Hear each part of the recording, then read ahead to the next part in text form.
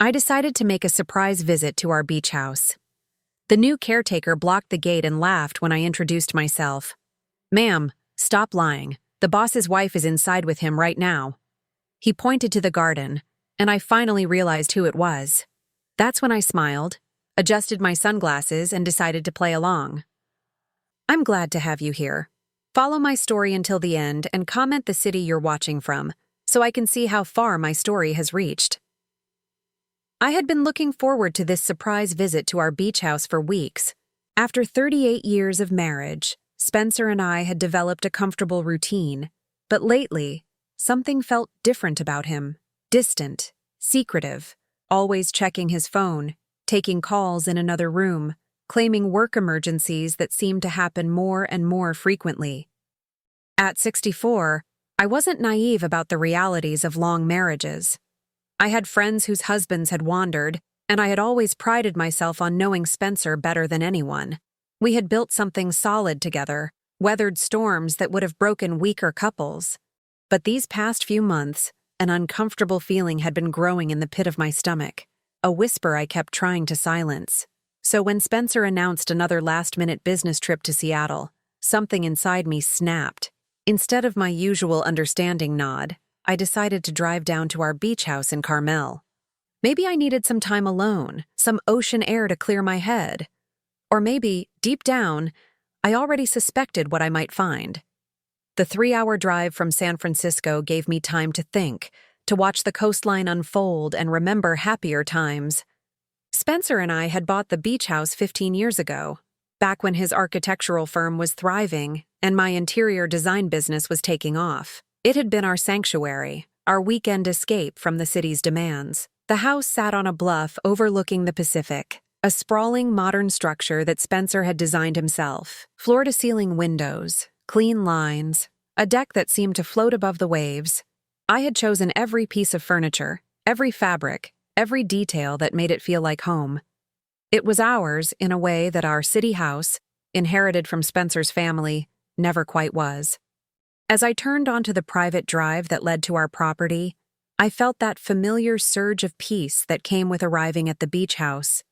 The late afternoon sun painted everything golden, and I could already hear the distant crash of waves below the bluff. But my peace shattered the moment I reached our gate. A young man I didn't recognize stood blocking the entrance, his arms crossed over his muscled chest. He looked to be in his 30s, with the kind of deep tan that spoke of outdoor work and the confident stance of someone who knew exactly where he belonged. I rolled down my window, assuming Spencer had hired new security without mentioning it. "Excuse me, I need to get through to my house." The man laughed, actually laughed, as if I had just told him the most amusing joke. "Ma'am, I'm going to have to ask you to move along. This is private property." "Yes, I know it's private property. It's my property." I kept my voice calm, though irritation was beginning to build. "I'm Lorene Hartwell. This is my beach house." His laughter grew louder, and he slapped his thigh like I was performing in some comedy show. "Ma'am, please, stop lying. The boss's wife is already inside with him right now." He gestured toward the house with obvious amusement. "Nice try, though. You're not the first person to try this trick." My heart stopped. The boss's wife. Spencer was inside with his wife. But I was his wife. I followed the direction of his pointing finger, and that's when I saw her. A woman with long auburn hair was visible through the living room's massive windows, moving around my kitchen like she owned it. Even from this distance, I could see she was younger than me, probably in her 40s, wearing one of those flowing white sundresses that looked effortless and expensive. The woman moved with complete familiarity through my space, opening cabinets that I had organized, touching things that belonged to me, and then Spencer appeared beside her, his arm sliding around her waist with an intimacy that made my stomach clench. I had found my husband with another woman in our home, and somehow, I was the one being treated like an intruder.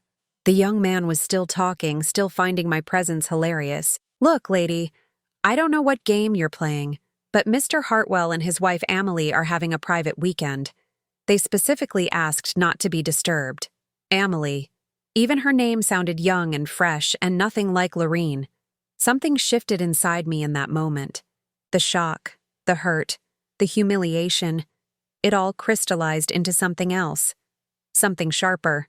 I looked at this young man who was so confident in his knowledge of who belonged in my house, who was so amused by what he saw as my desperate lie, and I made a decision. "Oh my goodness," I said, letting embarrassment color my voice. "I'm so sorry. You're absolutely right." I fumbled in my purse, buying time to think. "I'm actually looking for work. I heard Mrs. Hartwell might need help with the house, and I thought I'd stop by. I guess I got confused about which house was which." The man's demeanor changed immediately. The mockery faded, replaced by something approaching sympathy. "Oh, well, that's different. I'm Darius, by the way. I'm the new caretaker here." He extended his hand through my car window. "What kind of work are you looking for?" "Housekeeping, cooking, general help," I said, the lie flowing more easily than I expected. "I have excellent references. I've been working for wealthy families in the area for years." Darius nodded thoughtfully. "You know what? They might actually need someone. Mrs. Hartwell was just saying how much work it is to maintain a place this size." He glanced back at the house. "Why don't you come back tomorrow morning? I'll mention it to them tonight." "That would be wonderful," I said, already planning my return. "What time would be good?" "Come around 9.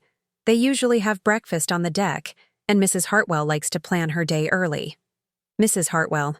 This woman was living my life, sleeping in my bed, eating breakfast on my deck, and everyone around her was calling her by my name. I thanked Darius and drove away, my hands shaking on the steering wheel. I made it about a mile down the coastal highway before I had to pull over. The reality of what I had just discovered hit me like a physical blow, and I found myself gripping the steering wheel and sobbing. Spencer wasn't just having an affair. He was living a completely different life. One where I didn't exist at all. This woman, Amelie, wasn't just visiting our beach house. She was inhabiting it, claiming it, being treated as if she belonged there more than I did. But as the tears subsided and the sun began to set over the Pacific, I realized something else. I had been handed an opportunity. Tomorrow, I would walk into my own house as a stranger. I would see exactly what my husband's real life looked like when he thought I wasn't watching, and then I would decide what to do about it. The drive back to the city passed in a blur of planning. I would need to look different tomorrow, dress down, maybe change my hair. I would need a story, references, a background that would hold up under casual scrutiny. Most importantly, I would need to prepare myself for whatever I might discover. Because something told me that what I had seen today was just the beginning. I barely slept that night. Every time I closed my eyes, I saw Amelie moving through my kitchen, Spencer's arm around her waist, Darius laughing at me like I was some delusional stranger. By 5 a.m, I gave up on sleep and started preparing for what might be the most important performance of my life. I had spent hours the night before creating my disguise. Nothing dramatic. I wasn't trying to fool Spencer. Just his new life. I pulled my shoulder-length silver hair back into a simple bun, chose my most conservative clothes, and put on the kind of sensible shoes I hadn't worn in years. In the mirror, I looked like exactly what I was pretending to be. A woman who needed work and was grateful for any opportunity. The drive back to Carmel felt surreal.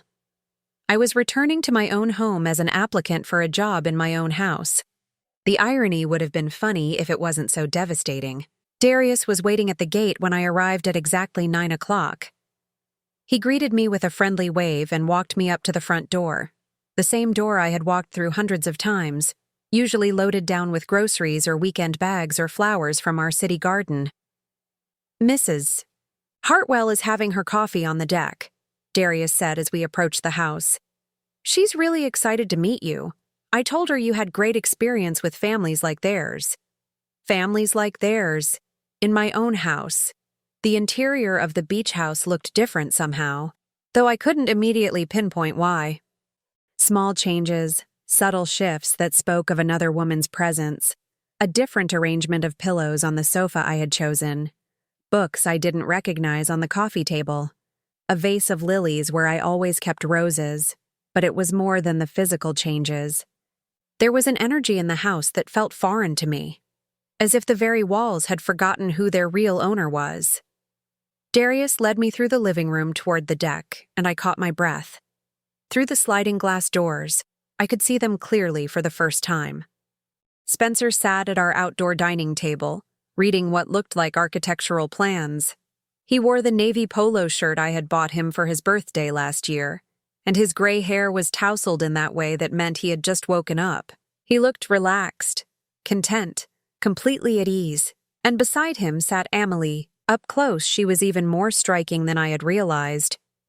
She looked to be in her early 40s, with that kind of effortless beauty that didn't require much makeup or elaborate styling. Her auburn hair caught the morning light, and she moved with the kind of confidence that comes from knowing you're exactly where you belong. She was wearing one of my silk robes. The sight of it hit me like a physical blow. That robe had been an anniversary gift from Spencer 3 years ago, bought during a trip to Italy. I had treasures it, worn it on special mornings, lazy Sunday breakfasts, quiet evenings when we wanted to feel elegant even in our private moments. Now this woman was wearing it like it had always been hers. "Mrs. Hartwell," Darius called out as we stepped onto the deck.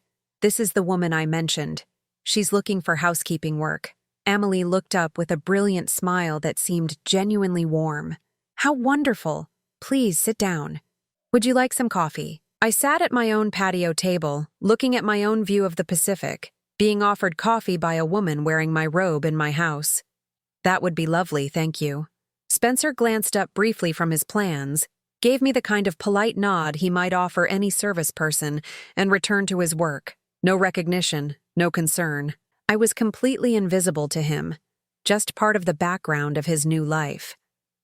"I'm Amelie," the woman said, pouring coffee from the pot I had bought at a pottery shop in Mendocino. "And this is my husband, Spencer." Her voice carried a slight southern accent that made everything sound musical. "Darius tells me you have experience with houses like this one. My husband." She said it so naturally, with such casual ownership, that I almost corrected her before catching myself. "Yes, ma'am. I've been working for families in Carmel and Monterey for about 20 years. The lie came easily now. I specialize in maintaining luxury properties, especially ones with ocean exposure. The salt air can be tough on furnishings and fixtures. I should know. I had spent 15 years learning how to protect this house from the elements." Amelie nodded enthusiastically. "That's exactly what we need. This house requires so much attention, and I want everything to be perfect." She gestured around the deck with obvious pride. "Spencer designed it himself, you know. He's an architect." "I know," I wanted to say. "I lived through every phase of construction, every late-night revision, every moment of his obsession with getting the angles just right to capture the morning light. It's beautiful," I said instead. "He has excellent taste." Spencer looked up at the compliment, finally focusing on me for a moment. "Thank you. It's taken years to get it exactly right." He glanced at Amelie with obvious affection. "My wife has been instrumental in making it feel like home." "My wife." The words felt like individual knife wounds. Amelie beamed at him, then turned back to me. "We're here most weekends now, and I'm hoping to spend even more time here soon. Spencer's business is doing so well that he might be able to work remotely more often." I almost laughed at the absurdity. Spencer's business was doing well because I had helped build it, had managed the finances and marketing for years while he focused on design. Now this woman was casually discussing my husband's success, as if she had played any role in creating it. "What would you need me to do?" I asked, forcing my voice to remain professional. "Everything, really," Amelie said with a light laugh. "Cleaning, laundry, meal preparation when we're here, maybe some grocery shopping, organizing, general maintenance of the house's condition." She paused, considering. "Would you be available to live in during the weeks when we're here? There's a small apartment above the garage that we could make available." Live in. She wanted me to live in my own house as her employee. I could make that work, I heard myself saying. "Wonderful." Emily clapped her hands together like a delighted child. When could you start? Immediately, if you need me to. Spencer looked up again, and for a terrifying moment, I thought he might recognize me. But his gaze passed over me with the same indifference he might show a piece of furniture. Sounds good, he said absently. Darius can show you around, help you get settled. And just like that, I was hired to work in my own house for my husband and his mistress. The next hour passed in a surreal tour of my own home. Darius showed me the layout as if I had never seen it before, explaining where things were kept, how various systems worked, what Spencer and Emily's preferences were. Mr. Hartwell likes his coffee strong, and Mrs. Hartwell prefers tea in the afternoons. He told me as we stood in my kitchen. They usually eat breakfast on the deck when the weather's nice. Mrs. Hartwell is trying to eat healthier, so lots of fresh fruit and vegetables. I nodded and took mental notes, learning about my husband's life as if I were a stranger, which apparently I was. The guest apartment above the garage had been Spencer's office during construction, then a storage space for beach equipment. Now it had been converted into basic living quarters. A bed, a small kitchenette, a bathroom with a shower. It was clean and functional, but painfully impersonal. Mrs. Hartwell had this set up last month, Darius explained. She said they might need live-in help eventually. So this had been planned. Emily had been preparing for a housekeeper, preparing to establish herself more permanently in what she clearly saw as her home. It's perfect, I told Darius, looking around the small space that would now be my home while strangers lived in my real home below.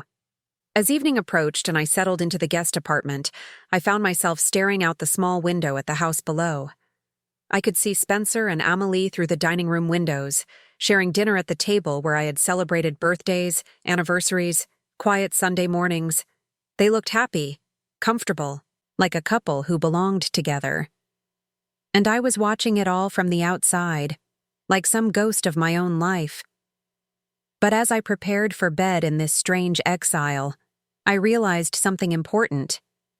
I wasn't just watching anymore. I was inside their world now, invisible, but present. I would see everything, hear everything, learn exactly what my husband's real life looked like.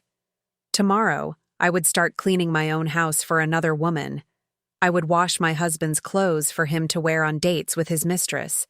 I would prepare meals in my kitchen for people who had stolen my life. But I would also be gathering information, watching, learning, and eventually, when I knew everything there was to know about their perfect little charade, I would decide exactly how to destroy it. I had been living in my own house as a stranger for 2 weeks when I overheard the conversation that changed everything. What I had initially thought was a simple affair, devastating as it was, turned out to be something far more sinister.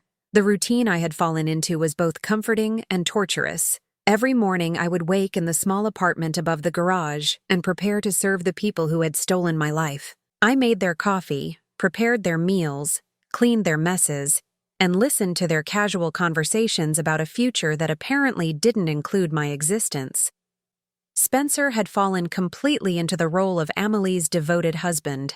He brought her flowers, kissed her goodbye when he left for his supposed business meetings, held her hand during their evening walks on the beach. If I didn't know better, I would have believed they were genuinely in love, but I was starting to notice things that didn't quite fit. Amelie received frequent phone calls that she always took in private, stepping out onto the far end of the deck or into the bedroom when her phone rang. Spencer often worked late into the night on projects that seemed to have nothing to do with his architectural firm. And sometimes, when they thought I was out of earshot, their conversations took on an intensity that seemed at odds with their public affection. It was a Thursday morning when everything fell apart. I was in the laundry room, folding clothes that Spencer had worn during romantic dinners with his mistress, when I heard raised voices from the bedroom. The laundry room shared a wall with the master suite, and the ocean breeze had blown their window open.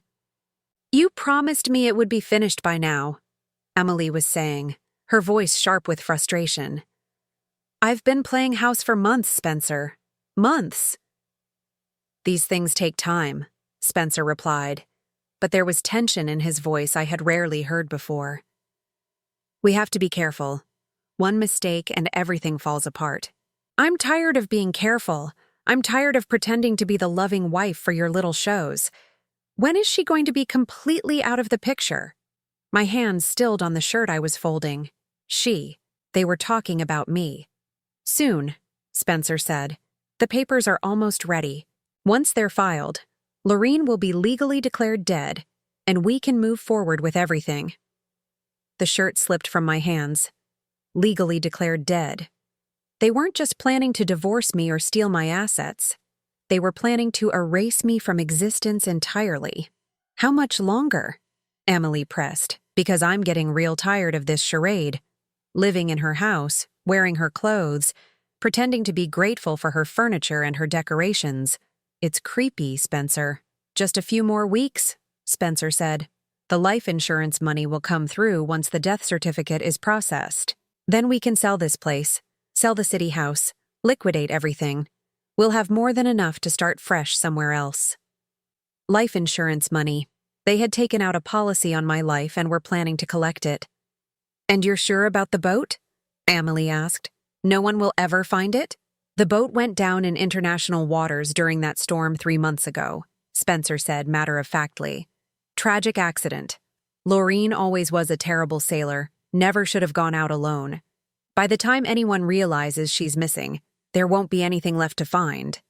I gripped the edge of the laundry table to keep from falling. 3 months ago. The weekend Spencer had told me he needed to go to a conference in Los Angeles. The weekend I had planned to surprise him at the beach house but changed my mind at the last minute because of a terrible headache. They had been planning this for months. They had expected me to be dead already. I still think we should have just done it clean, Emily was saying. Made it look like an accident here at the house. All this elaborate planning with boats and storms. This way is safer, Spencer interrupted. No investigation, no questions about who might have wanted to hurt her. Just a middle-aged woman who made a bad decision to go sailing alone. And if someone gets suspicious? If they start asking questions about where she is? Who's going to ask? Spencer's voice was cold, matter-of-fact. Lorene doesn't have any close friends. Her sister lives in Europe and they barely talk. Her business associates will assume she's taking time off after the tragedy. By the time anyone thinks to look for her, we'll be long gone. I realized with horror that he was right. In the past few years, I had let most of my friendships fade, focused so completely on our marriage and my work that I had isolated myself without realizing it. Spencer had encouraged that isolation, I now understood, had praised me for being so dedicated, so focused on our life together. He had been preparing for this for years. What about the housekeeper? Emily asked, and my blood turned to ice. She's been here every day. What if she starts asking questions? What questions could she possibly ask? Spencer laughed, and the sound made my skin crawl. She's a domestic worker, Emily. She cleans and cooks and minds her own business. Besides, once we're gone, she'll just find another job. People like that don't get involved in their employers' personal lives. People like that. As if I were some subhuman species incapable of curiosity or concern. I suppose, Emily said, though she sounded unconvinced. But I don't like having her around. She's always watching, always listening. Sometimes I catch her looking at things like she recognizes them. You're being paranoid, Spencer said. She's probably just admiring the house. These people dream of living in places like this. These people. I had shared a bed with this man for 38 years, and he spoke about working-class people like they were a different species. Maybe, Emily said, but I'll be glad when we can get rid of her. Soon, Spencer promised. Once the insurance money comes through and we're ready to leave, we'll pay her off and send her away. She'll never know what happened here. Their voices grew quieter, moving away from the window, and I realized they were probably embracing, comforting each other after their planning session about my murder. I stood in that laundry room, surrounded by the domestic detritus of their fake life, and tried to process what I had just learned. This wasn't just an affair. This wasn't even just about stealing my assets. They had planned to kill me, to make it look like an accident, and to walk away with everything I had worked for. The only reason I was still alive was because I had gotten a headache 3 months ago. My hands were shaking so badly I could barely fold the remaining clothes. I needed to get out of the house, needed to think, needed to figure out what to do with this information. But as I gathered the laundry and prepared to leave the room, I heard Spencer's voice again, closer to the window. "Did you remember to call Marcus about the boat disposal?" he was asking. "Already done," Emily replied. "He'll have it completely dismantled by the end of the week. No evidence it ever existed." Marcus. They had accomplices. This wasn't just Spencer and Emily acting alone. They had help. Professionals who knew how to make evidence disappear. And the documentation for her final sailing trip? Perfect. Credit card receipts for fuel, marina records, even a witness who saw a woman matching Lorraine's description leaving the harbor alone that morning. Emily's voice held a note of pride. If anyone ever investigates, they'll find a clear trail leading to a tragic accident. They had created an entire false history of my final days. Somewhere in their files were documents showing that I had rented a boat, bought fuel, sailed out into dangerous waters during a storm. Someone had been paid to lie about seeing me that day. "You've thought of everything," Spencer said with obvious admiration. "I learned from the best," Emily replied, and there was something in her tone that made me pause. "Rebecca was different," Spencer said quietly. "That was messier." Rebecca. Who was Rebecca? At least with Rebecca, we didn't have to wait months for the insurance investigation, Emily said. Car accidents are so much simpler to stage. Car accidents, insurance investigations. They had done this before. Rebecca was impatient, Spencer said. She wanted to move too fast, take too many risks. You're smarter than that. I gripped the doorframe, my legs suddenly weak. Spencer wasn't just planning to kill me. He was a serial killer, a man who seduced women, married them, then murdered them for their money. And Amelie wasn't his latest victim. She was his partner. How many others? I whispered to myself, then realized with terror that I had spoken aloud. But they were moving away from the window again, their voices fading as they went deeper into the bedroom. I didn't think they had heard me, but I couldn't be sure. I finished my tasks on autopilot, my mind racing with the implications of what I had discovered. Spencer wasn't just my cheating husband. He was a calculating murderer who had been planning my death for months, maybe years. And I was trapped in my own house with him, disguised as a servant, completely at his mercy if he ever realized who I was. That evening, as I served them dinner on the deck, I watched their faces in the candlelight and saw them clearly for the first time. Spencer, the man I had loved and trusted for nearly 4 decades, was a monster who saw me as nothing more than a financial opportunity. And Amelie, with her warm smiles and gracious manners, was his willing accomplice in murder. They ate their meal and made pleasant conversation about their plans for the weekend, while I stood nearby refilling their wine glasses and planning how to stay alive long enough to expose them. Because now I knew the truth. And the truth was so much worse than I had ever imagined. After discovering Spencer and Amelie's plan to murder me, I knew I had to act fast. But I also knew I had to be smart about it. Going to the police with a story about overhearing my supposedly dead husband planning my murder while disguised as his housekeeper would sound like the ravings of a madwoman. I needed proof. Hard evidence that would be impossible to dismiss or explain away. The next morning, I began my investigation in earnest. While Spencer was in the shower and Amelie took her usual morning walk on the beach, I slipped into their bedroom and searched through Spencer's briefcase. My hands shook as I rifled through architectural plans and business documents, looking for anything that might connect him to insurance fraud or the mysterious Rebecca they had mentioned. What I found was worse than I had imagined. Buried beneath legitimate architectural contracts was a manila folder labeled Personal Insurance Matters. Inside were life insurance policies, not just mine, but 3 others. Rebecca Martinez, age 42, Diane Thornfield, age 51, Susan Walsh, age 48. 3 women, all around middle age, all with substantial life insurance policies listing Spencer as the beneficiary. And according to the dates on the death certificates also tucked into the folder, all 3 had died within the past 8 years. Rebecca Martinez had died in a car accident in Oregon 5 years ago. Diane Thornfield had drowned in a sailing accident off the coast of Santa Barbara 3 years ago.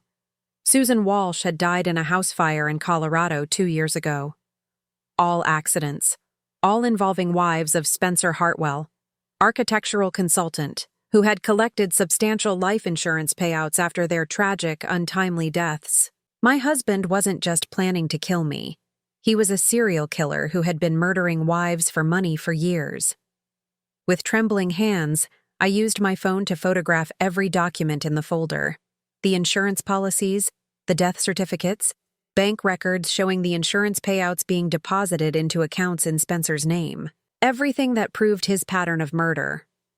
But as I was photographing the last document, I heard footsteps in the hallway. Spencer was getting out of the shower earlier than usual. I quickly shoved the papers back into the folder, making sure everything was in the exact order I had found it, and slipped out of the bedroom just as Spencer emerged from the bathroom, a towel around his waist. "Oh, excuse me, Mr. Hartwell," I said, grabbing a spray bottle from my cleaning supplies. "I was just going to dust the bedroom, but I can come back later." "No problem," he said absently, not really looking at me. "Just give me 10 minutes to get dressed." I retreated to the hallway, my heart pounding so hard I was sure he could hear it. I had the evidence I needed, but I also realized how much danger I was in. If Spencer ever suspected what I had discovered, I wouldn't live long enough to use it. Over the next few days, I continued gathering evidence with the methodical precision of someone whose life depended on it. Because it did. I discovered that Amelie had her own folder hidden in the bedroom closet, tucked inside a shoebox behind her summer clothes. This folder contained what appeared to be detailed dossiers on Spencer's previous wives, including photographs, financial information, and personal details that would have taken months of surveillance to gather. Rebecca Martinez had been a successful real estate agent with no close family and a substantial investment portfolio. Diane Thornfield had been a divorced financial advisor with a teenage daughter who lived with her ex-husband. Susan Walsh had been a widow with grown children who lived across the country. The pattern was clear. Spencer targeted middle-aged women with money, but limited family connections. Women who wouldn't be missed immediately, whose deaths wouldn't generate intensive investigations. And at the bottom of Amelie's folder was a dossier on me. Seeing my own life reduced to bullet points on a target assessment was surreal and terrifying. Laureen Hartwell, age 64, interior designer, estimated net worth $1.2 million. No children, sister lives in London, limited social connections. Husband reports she has become increasingly reclusive in recent years. Increasingly reclusive.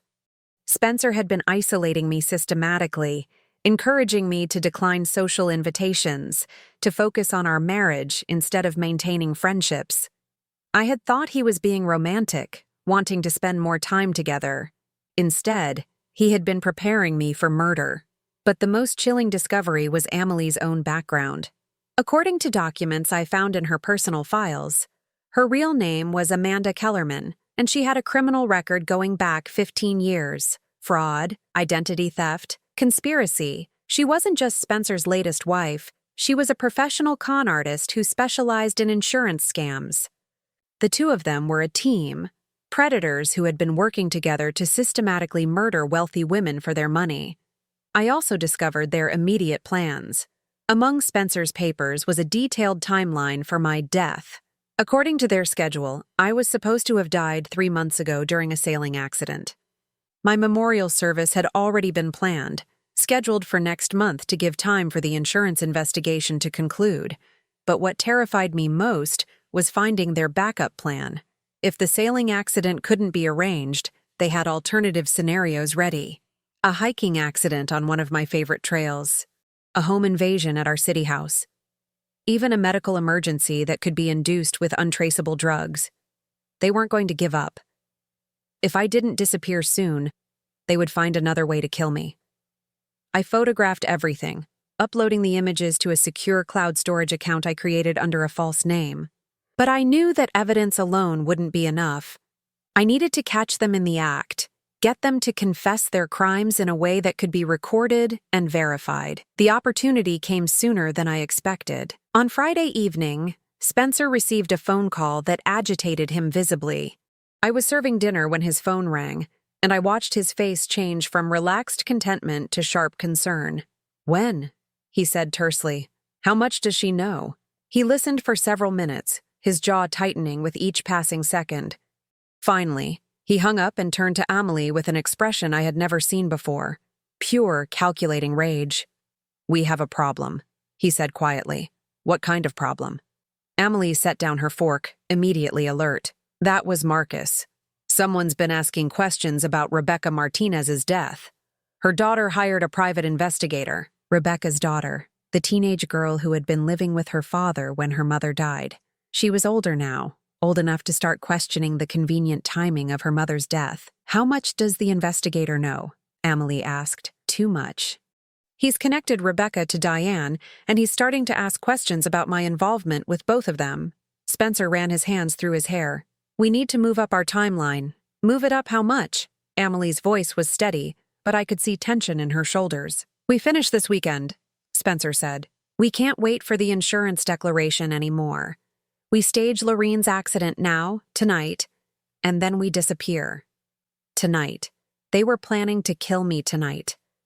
I forced myself to continue serving their meal as if I hadn't heard anything, but inside I was screaming. All my evidence gathering, all my careful planning, none of it would matter if I didn't survive the next few hours. "What about the housekeeper?"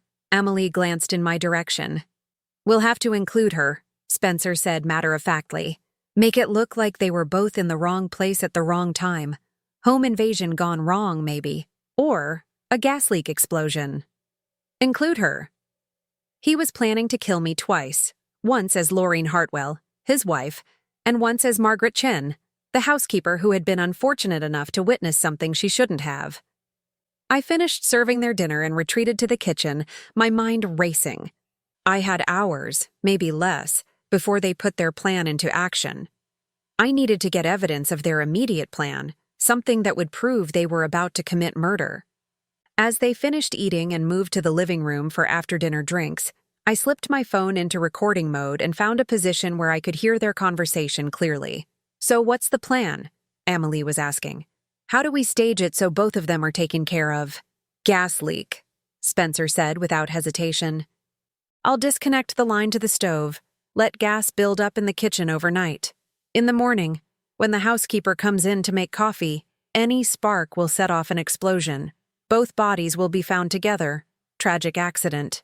No survivors to tell a different story. And we'll be where? Already on the road to Mexico. I've got new identities ready. Cash reserves in offshore accounts. By the time the fire department finishes investigating, we'll be somewhere with no extradition treaties. What about the investigation into Rebecca? Won't matter once we're gone. Let them investigate all they want. There won't be anyone left to prosecute." I had it. A recorded confession to their plan to murder me and frame it as an accident. But I also realized that I was running out of time. Once they went to bed, Spencer would disconnect the gas line, and by morning, this house would be a crater and I would be dead. I couldn't run. They would notice if I disappeared, and they would know their plan had been compromised. I couldn't call the police from the house. They would hear me. But I had one advantage they didn't know about. I wasn't just Margaret Chen, the housekeeper who happened to overhear their plan. I was Lorene Hartwell, the woman they thought they had already killed. And unlike his previous victims, I knew exactly who Spencer really was and what he was planning to do.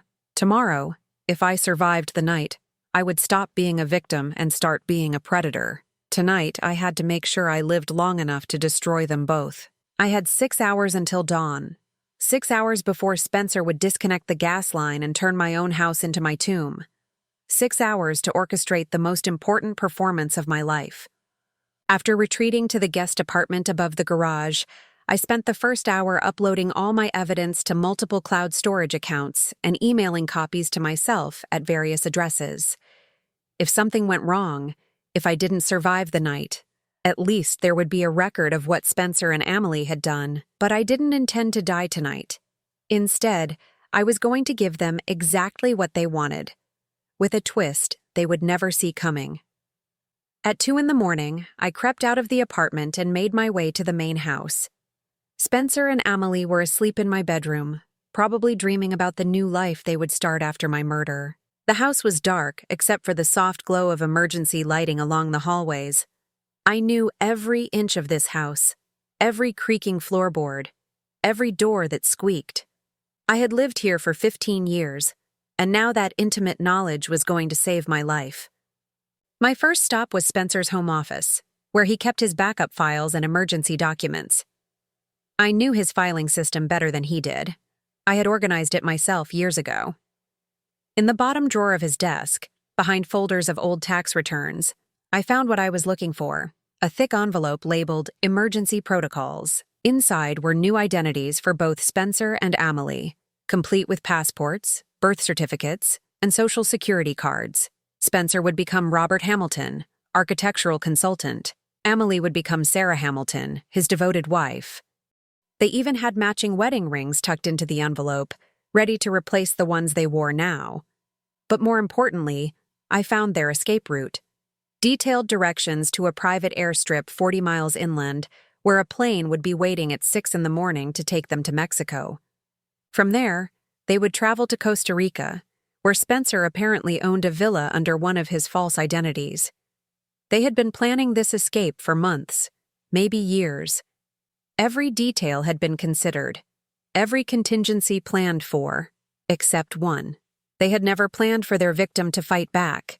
I photographed the documents and returned them to exactly where I had found them. Then I made my way to the kitchen, where Spencer planned to disconnect the gas line in a few hours. But I had a different plan. Working by the light of my phone's flashlight, I carefully examined the gas connections behind the stove. Spencer's plan was simple but effective. Disconnect the line, let gas build up overnight, and wait for the first spark in the morning to cause an explosion that would destroy all evidence of his crimes.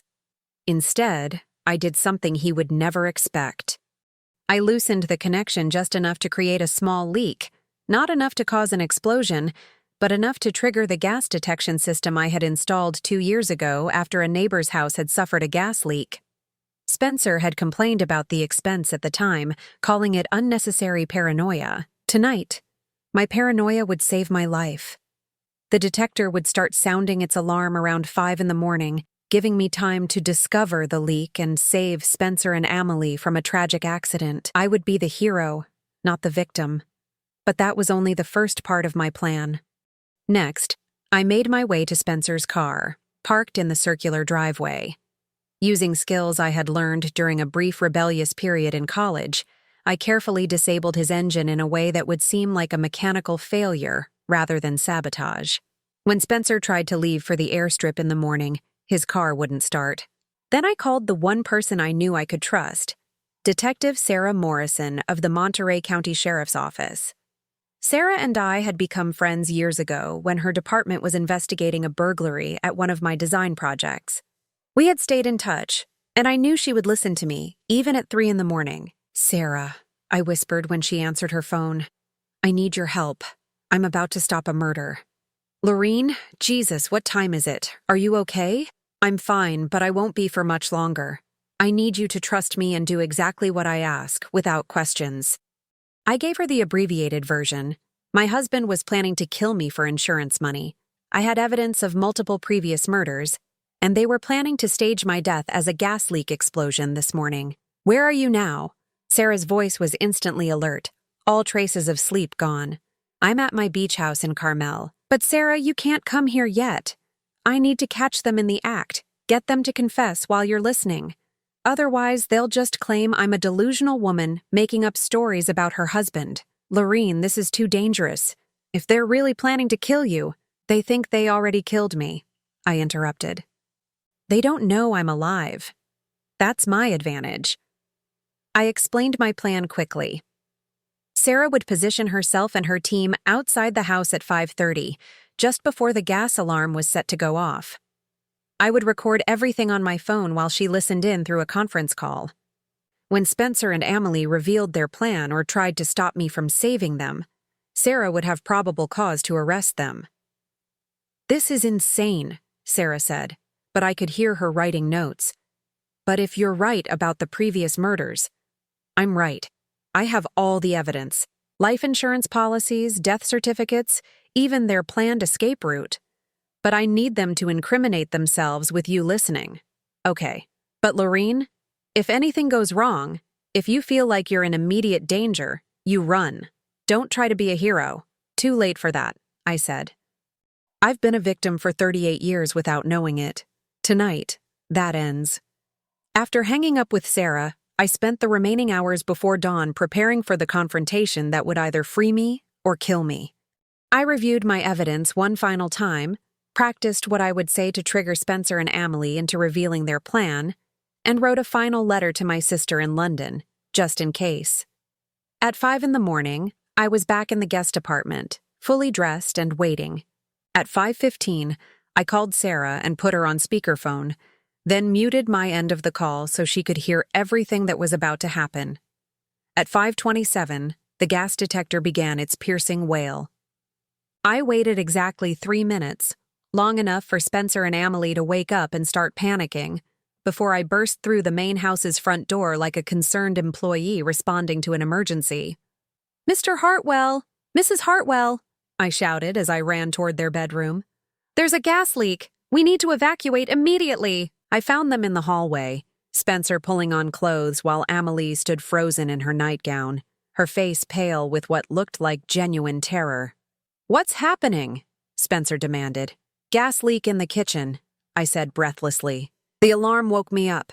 We need to get out of the house right now before it explodes." I started shepherding them toward the front door, but Spencer suddenly stopped. "Wait," he said, his expression changing. "How did you know to check the kitchen?" "The alarm system shows which sensor triggered the alert," I lied smoothly. "Come on, we need to leave now." But Spencer wasn't moving. Instead, he was staring at me with a look I had never seen before. Suspicious, calculating, dangerous. "Amelie," he said quietly, never taking his eyes off me, "doesn't this seem convenient to you? A gas leak? The night before we're supposed to leave?"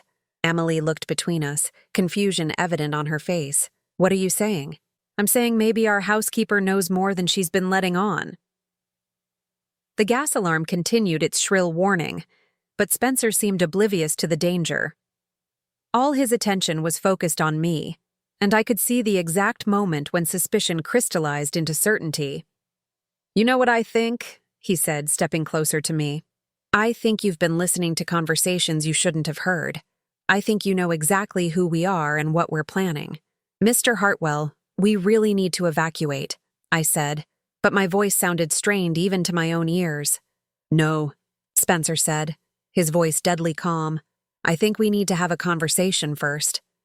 About who you really are and what you think you're going to do with whatever you think you know." The mask was slipping. The charming, sophisticated architect was disappearing, revealing the cold-blooded killer underneath. "Spencer, what are you doing?" Amelie demanded. "The house could explode." "The house isn't going to explode," Spencer said, still staring at me. "Because there isn't really a gas leak, is there? You disconnected the alarm system and triggered a false alert." He was wrong about the method, but right about my intention. And now I was trapped in a room with two killers who knew I was a threat to them. "I think," Spencer continued, "it's time you told us who you really are. Because I'm starting to suspect that Margaret Chen isn't your real name." This was it. The moment I had been planning for. The moment when everything would either fall into place or fall apart completely. I took a deep breath, straightened my shoulders, and looked Spencer Hartwell directly in the eyes. "You're right," I said quietly. "Margaret Chen isn't my real name." Spencer smiled triumphantly, but his expression changed to confusion when I continued. "My real name is Lorene Hartwell, and you're my husband." The silence that followed was broken only by the continued wailing of the gas alarm. Spencer's face went white, then red, then white again. Amelie gasped and took a step backward. "That's impossible," Spencer whispered. "Lorene is dead." "No," I said, allowing all my rage and pain to show in my voice. "Lorene was supposed to be dead. But your plan failed, Spencer. I'm very much alive, and I know everything." Spencer's hand moved toward his pocket, and I realized he might be carrying a weapon, but before he could act, Amelie grabbed his arm. "Spencer, the gas," she hissed. "If she's telling the truth about who she is, then she really did trigger a gas leak. We need to get out of here." "She's lying," Spencer snarled. "She's just some crazy woman who's been spying on us." "Really?" I said. "Then how do I know about Rebecca Martinez? How do I know about Diane Thornfield and Susan Walsh? How do I know about your planned escape to Costa Rica this morning?" Spencer's face crumpled with the realization that I did indeed know everything. "You've been busy," he said slowly.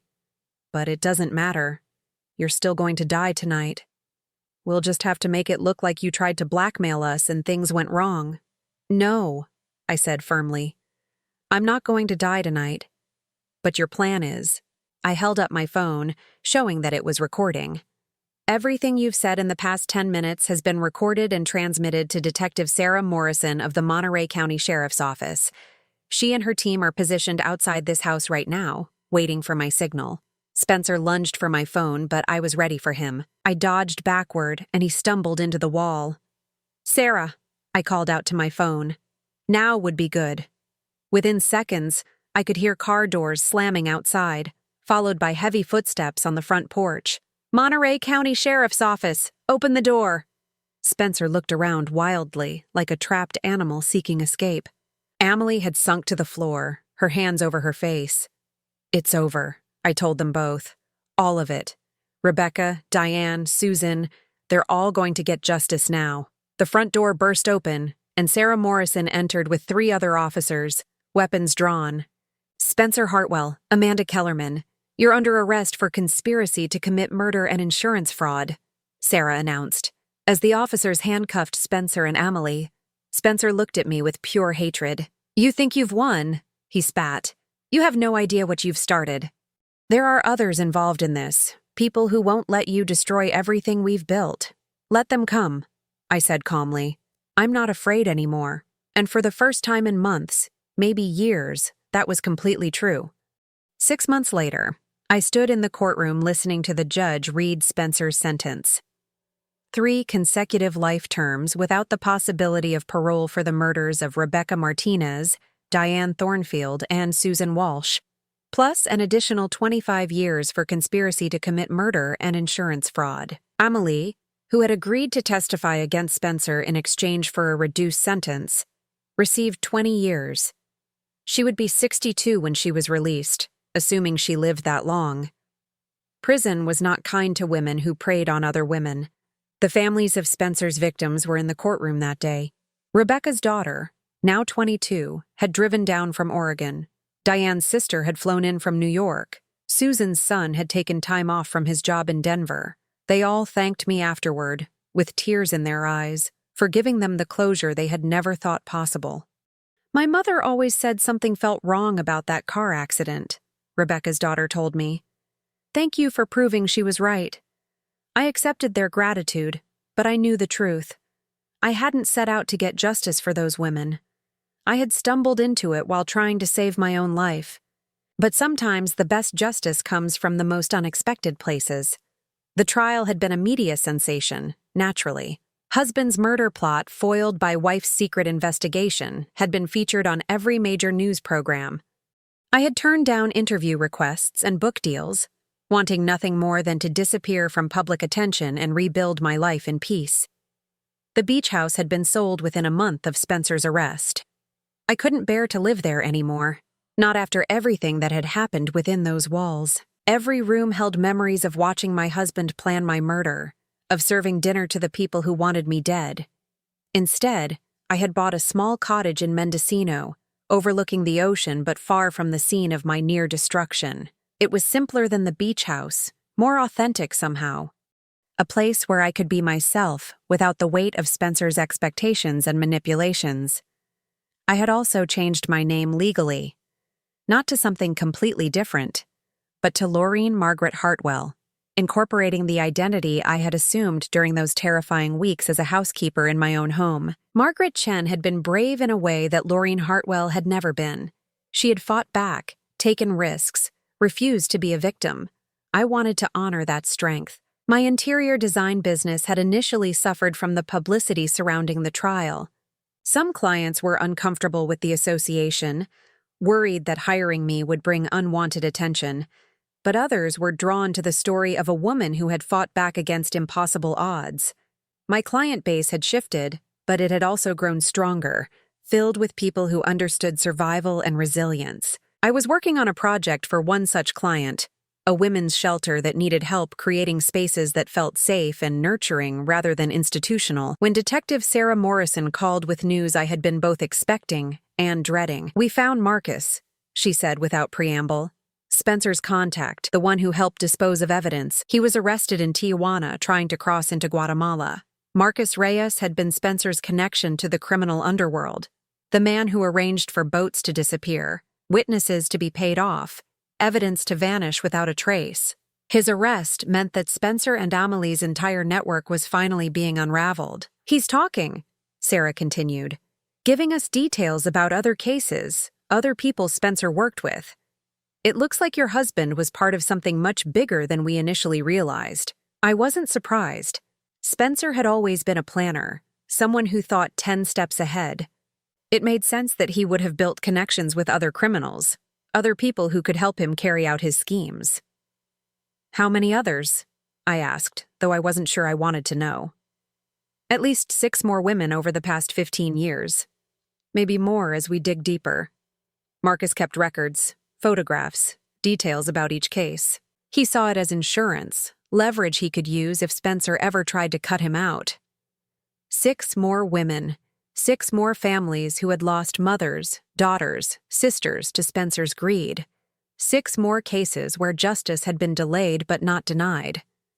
"Will you testify if we need you to?" Sarah asked. "Of course," I said without hesitation. "Whatever you need."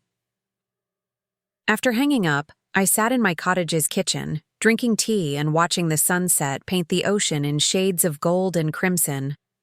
I thought about those 6 women, about the lives they should have lived, the families they should have had. I thought about Rebecca and Diane and Susan, whose voices had finally been heard. And I thought about the woman I had been before that day at the beach house, the woman who had trusted completely, who had never questioned Spencer's late-night phone calls or sudden business trips or gradual isolation of her from friends and family. That woman was gone, as surely as if Spencer had succeeded in his plan to kill her. In her place was someone harder, more suspicious, but also more alive. Someone who knew that survival sometimes required deception, that love could be a weapon, and that the people who claimed to protect you were sometimes the ones you needed protection from. The cottage felt peaceful in the gathering dusk. I had furnished it myself, choosing pieces that reflected my own taste rather than what would impress others. Nothing matched perfectly, but everything belonged. It was a home built for one person's comfort rather than a showcase designed to demonstrate wealth and status. I had learned to live alone without being lonely. I had learned to trust my instincts instead of dismissing them. I had learned that being careful wasn't the same as being paranoid, and that protecting yourself wasn't the same as being selfish. My phone buzzed with a text message from an unknown number. For a moment, my old paranoia flared. Could Spencer's criminal associates be trying to intimidate me? But when I opened it, I found a message from Rebecca Martinez's daughter. "Hi, Mrs. Hartwell. I wanted to let you know that we're having a memorial service for my mom next month to celebrate her life instead of mourning her death. Would you like to come? She would have wanted to thank you herself." I stared at the message for a long time, tears blurring my vision. In saving my own life, I had given those families something precious, the truth about what had happened to their loved ones. I had given them someone to hold accountable, someone to blame, someone to see punished for the crimes committed against their families. But more than that, I had given them proof that their instincts had been right. Rebecca's daughter had always suspected her mother's death wasn't really an accident. Diane's sister had questioned why her sister would go sailing alone during a storm. Susan's son had wondered why his mother's house fire had started in a room she never used. They had all doubted the official stories, but they had been told they were being paranoid. that they were looking for someone to blame because they couldn't accept that accidents sometimes happen to good people. Now they knew they had been right to doubt, right to question, right to believe that something was wrong, even when everyone else told them to accept what had happened and move on. I typed back my response. I would be honored to attend. That evening, as I prepared for bed in my small cottage, I caught sight of myself in the bathroom mirror. The face looking back at me was different from the one I had seen 6 months ago. Older, yes, but also stronger, more defined. The soft, accommodating features I had worn for so many years had been replaced by something sharper, more determined.